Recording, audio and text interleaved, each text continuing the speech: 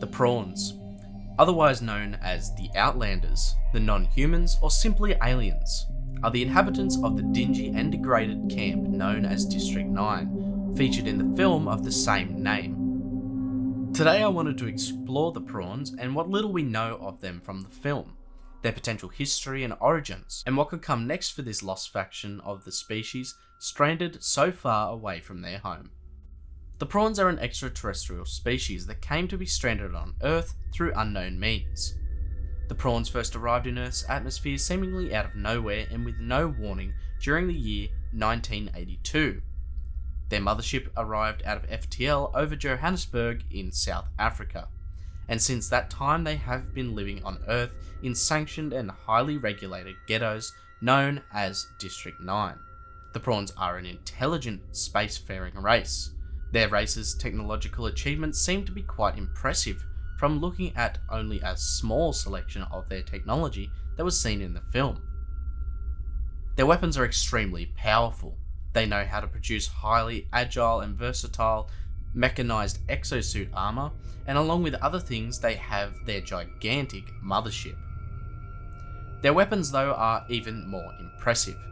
These non-humans have created their weapons with biosafety features, meaning that only a creature matching the DNA of the prawn species is able to utilize them, making them practically useless to another species. Many of the prawn's weapons are handheld and are energy-based, the most common of which is known as the Ark Gun. This weapon fires a large and powerful charge of electricity at an enemy, and in so doing generates rapid molecular expansion of gases and fluids in biological materials targeted, resulting in a mess of gore and flesh as the body of the victim blows apart. Besides just these energy weapons though, there are some other notable exceptions to this, with a few possessing ballistic capabilities, and another seemed to be able to fire high intensity shock waves at an enemy, enough to blow individuals through walls. Their exosuit additionally possesses the ability to magnetically control incoming hostile projectiles and send them flying backwards towards their enemies. We know truly little about their mothership, however we do know that it is capable of extremely fast FTL travel, being able to make a round trip from their homeworld, potentially a galaxy away, and back to Earth in only 3 years, a statement made by the notable prawn known as Christopher. And otherwise from this, it was exceptionally large, ranging in the kilometers in size and having the ability to hover its tremendous mass for around 30 years without so much as budging from its position above the city of Johannesburg. The prawn's physical appearance is where their human nickname originates from, and while they are humanoid, that's pretty much where the similarities to humanity largely end. They are insect and crustacean-like, and they stand several feet taller than humans, and have plated exoskeletal structures lining their bodies, covering the softer internal and fleshy regions. Their head though is what sells the prawn comparison. They possess numerous tendrils protruding from their lower face, covering their mouths. The purpose of these tendrils is not entirely known, however we can speculate and say that they might either help in the digestive process or act as some kind of language or emotional display. They additionally sport 2 short and 2 long antennae appendages from the top of their heads, that they likely use to help enhance their senses of the world and or help them to communicate between each other, as the species is suggested to work through some kind of hive mind. On their hands they have a total of 3 strong and powerful digits that they use to manipulate items and such, similar to that of humans. You would not want to go head to head with a prawn though. They are incredibly strong when compared to that of a regular human. The creatures have been seen to be able to easily rip limbs from people, throw a full-grown man several feet, and even bend and break metal with the use of their powerful arms and legs. In terms of their society, we have hints to things like its possible structure. From the way the prawns are seen to behave and almost be lost, simplistic, and rather low intelligence while on Earth, we can speculate that they are likely some kind of hive mind species.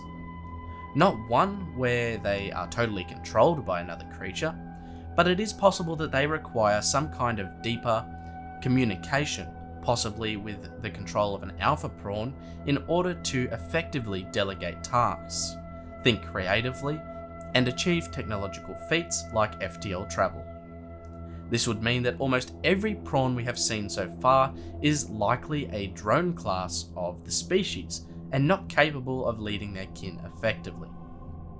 In terms of their diet, prawns are primarily carnivorous. However, it appears that they can adapt to become reluctant omnivores if circumstances require such an act.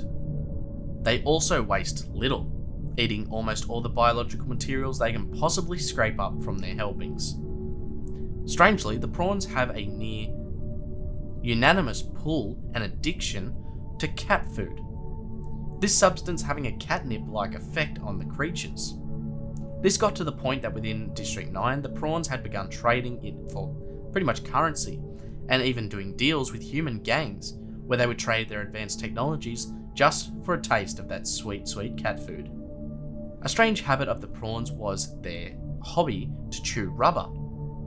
This mostly manifested in them chewing on car tires, much like people would chew on gum or straw or even sometimes plastic. Now, whether they received any additional nutritional value from their consumption of this rubber is unknown, and whether they eat or simply chew it is also a question up for debate. Reproduction in the prawn species is interesting and rapid. The prawns are asexual, possessing the reproductive organs and capacity to mate as either a male or female. The prawns on top of this are also capable of self-fertilization, which is a process that allows them to rapidly produce genetically identical offsprings to themselves to grow their population swiftly. They lay eggs of some kind which act as parasitic embryonic casings for the prawn embryo within. This casing connects to organic tubes to a sizable nutrient source of biological matter. We presume that it has to be an animal of some kind, and in the case of the prawns on Earth, it was usually livestock like cattle or pigs. Prawns seem to be able to lay dozens of these eggs at once, helping to expand their population rapidly. I wanted to break the prawns down into two parts though. This first part was the species series of the prawns, whilst the next part will sort of be the full history and explained of the prawn species, and what little we know of them from District 9. So stay tuned for part 2 of this series. Before I go, I wanted to let you know about the ACHERON Colonial Marketplace, the one-stop shop for all Project ACHERON merch. Here you can pick up shirts, hoodies, mugs, phone cases and more. So if you want to support the channel and look good doing it, pick up some ACHERON merch. But what other videos would you like to see? If you have any ideas or have any questions, please leave them in the comments or contact me through Twitter or on the Project ACHERON Discord. If you enjoyed, please leave a like and share this video. And if you want to really help see this channel thrive and grow, as well as gain a bunch of awesome rewards for yourself, consider becoming a patron, such as Christopher Dasinger and Ambrosia, leaders of the Project ACHERON Hive. I hope to see you all here again very soon, but until then, this is Project ACHERON signing off.